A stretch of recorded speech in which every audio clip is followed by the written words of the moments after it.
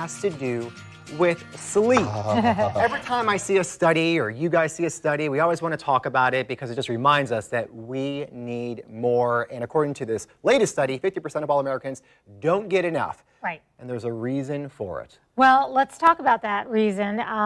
Guilty. I have always had good intentions to go to bed at such and such a time, and then the next thing you know, an hour later, my husband will walk in the room and say, I thought you were going to bed early.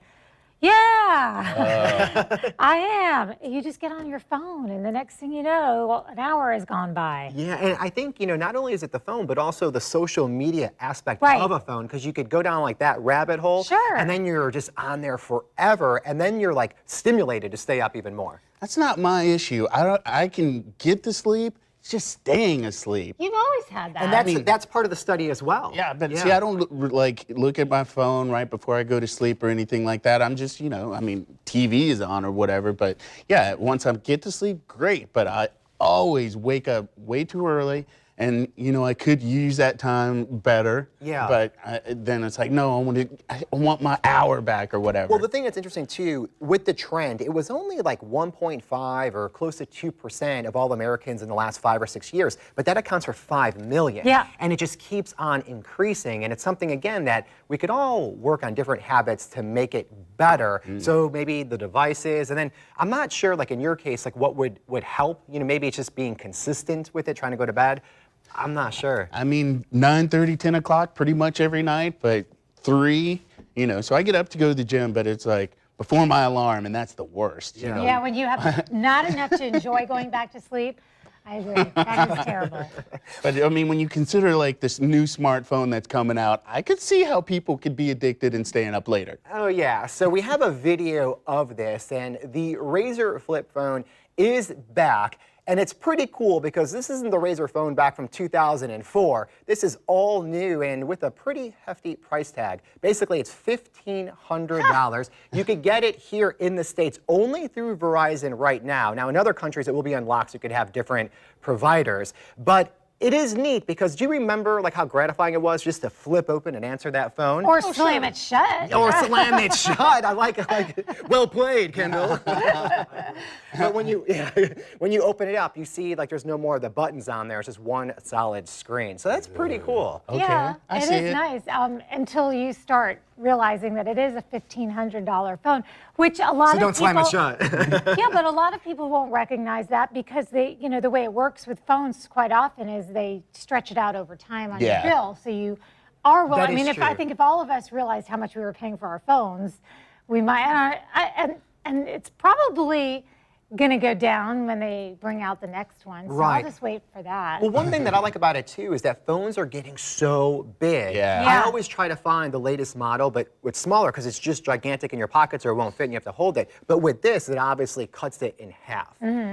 So I think this will do well. It's just different altogether. You got to think you could probably protect your screen a little better because That's true. Good point. I mean, especially if you're folding it open. But those prototypes, those first one, it was like, oh yeah, let's crack. Oh, let's crack. 2 good points, because if that cracks, who knows how much that costs because of what it's made out of in order to fold. But then the other thing, it can protect you at least from the scratches and stuff. But how many movies have we seen, or like, for example, House of Cards, I remember in almost every episode, they'd break the burner phone in half, so they'd be like, okay. Oh yeah. You just break it in half and throw it half away. So I don't think you'll be doing that with a $1,500 phone. It's just me guessing. Well, if you did break it and you were sad, there's something that you could do that will cheer yourself up, and that is go to Facebook and really look at people that are sadder than you are. And scientifically, it helps you out, and that was according to a study with Ohio State University. Well, this is a study that says that when you are on social media, the trick to cheer yourself up is indeed not to look for the people who are having the happiest of lives. You want to find that person that's just like down in the dumps all the time. They're always complaining. They're depressed. And that's whose feed you want to stay on because that's going to cheer you up. It's called Schadenfreude. Have you ever heard of that phrase? Yeah. Where, you take pleasure in other people's misery. But this is actually a self-esteem booster, according to science. Yeah, I'm going to bar that because, I mean, you get tired of reading everybody's drama, and so I'm going to go there and it's going to make me feel better? I mean, no. I see both sides of Yeah. it. You know, if you're having a bad day and someone's having a worse day, you're like, oh, it could be that be person. so much But then, worse. like, to scroll to get to that person, then you probably pass up like 3 other happy people. Yeah. Yeah, like, But oh, it's they got fake that new happy because it's job? on Facebook. They did that workout? Yeah. Oh my gosh. That's a pretty nice car so-and-so just got. Good for them. And what if it's the person that always complains? There's never a positive. So you're just like, anytime I'm feeling bad, I just go click on that one. There you go. There you go. And social media is good for a lot of things like holiday recipes. Taco Bell would like you to make a brand new bisque. It's literally pureed rolled tacos. That looks pretty delicious. I'm down. People are going crazy over this recipe that, for the most part, takes these new chicken roll-up tacos that they're trotting out, and you stick them.